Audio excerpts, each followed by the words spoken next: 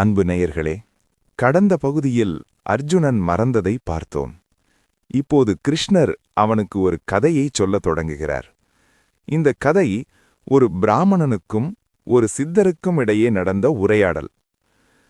கற்பனை செய்து பாருங்கள். அறிவு பசியோடு ஒரு பிராமணன் அலைகிறான். அவன் உலகத்து விஷயங்களையெல்லாம் கற்றுவிட்டான். ஆனால் மனதிற்குள் ஏதோ ஒரு வெறுமை. அப்பொழுதுதான் ஒரு சித்தரை காண்கிறான். அந்த சித்தர் எப்படி இருக்கிறார் தெரியுமா? அவர் பார்ப்பதற்கு ஒரு சாதாரண மனிதரைப் போல தோன்றலாம். ஆனால் அவர் முகத்தில் ஒரு அசாத்தியமான அமைதி இருக்கிறது. இந்த பிராமணன் இவரிடம் கேட்கிறான், ஐயா, நான் எவ்வளவோ தேடியும் எனக்கு திருப்தி கிடைக்கவில்லை. உண்மையான சுகம் எது? எதை பற்றி கொண்டால் இந்த உலகத்தின் துன்பங்களிலிருந்து நான் தப்பிக்க முடியும்? இன்றைய காலகட்டத்தில் நமக்கும் இதே கேள்வி இருக்கிறதல்லவா?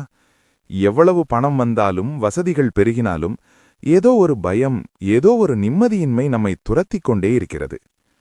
அந்த சித்தர் சிரிக்கிறார். அவர் சொல்லும் பதில் மிகவும் ஆச்சரியமானது. மகனே, நீ சுகத்தை தேடி வெளியே ஓடுகிறாய். ஆனால் உண்மையில் சுகம் என்பது ஓடுவதில் இல்லை, நிற்பதில் இருக்கிறது. இதற்கு அவர் ஒரு உதாரணம் சொல்கிறார். ஒரு மான் காட்டில் தாகத்தோடு அலைகிறது. தூரத்தில் கானல் நீரை பார்த்துவிட்டு அது தண்ணீர் என்று நினைத்து ஓடுகிறது. ஓட ஓட தண்ணீர் தள்ளி போகிறது. கடைசியில் களைத்து போய் மான் கீழே விழுகிறது. ஆனால் அந்த மான் ஓடுவதை நிறுத்திவிட்டு தன் தாகத்தை தரும் தன் உடலையும் தன் எண்ணத்தையும் கவனித்திருந்தால் அமைதி அங்கேயே இருந்திருக்கும். அந்த சித்தர் பிராமணனிடம் சொல்கிறார், உண்மையான தர்மம் என்பது கர்மத்தை செய்வதில் மட்டுமில்லை, அந்தச் செயலால் வரும் பலனை எதிர்பார்க்காமல் இருப்பதில் இருக்கிறது. அதாவது, நாம் ஒரு வேலையை செய்கிறோம், அந்த வேலை வெற்றி பெற்றால் குதிக்கிறோம், தோற்றுவிட்டால் நொந்து போகிறோம். அந்த சித்தர் சொல்கிறார், வெற்றியும் தோல்வியும் ஒரு நாணயத்தின் இரண்டு பக்கங்கள். நீ நாணயத்தை தேடினால் இரண்டுமே உனக்கு கிடைக்கும். ஆனால் நீ நாணயத்தை தாண்டிய ஒரு நிலையை தேடு.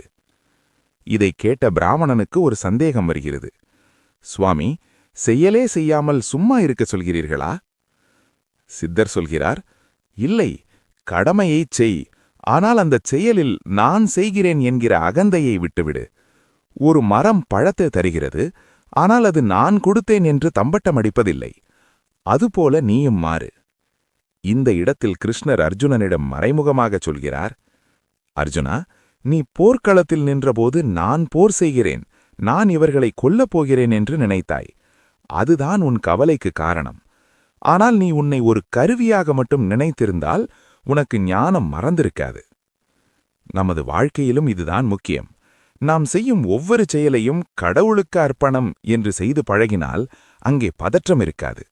பதற்றமில்லாத இடத்தில் ஞானம் தானாகவே தங்கும். அந்த சித்தர் அடுத்துச் சொல்லப் போகும் விஷயம் இன்னும் நுட்பமானது. பிறப்பு மற்றும் இறப்பு என்கிற இந்த சுழற்சியிலிருந்து நாம் எப்படி தப்பிப்பது? அதை அடுத்த பகுதியில் மிக தெளிவாக பார்ப்போம்.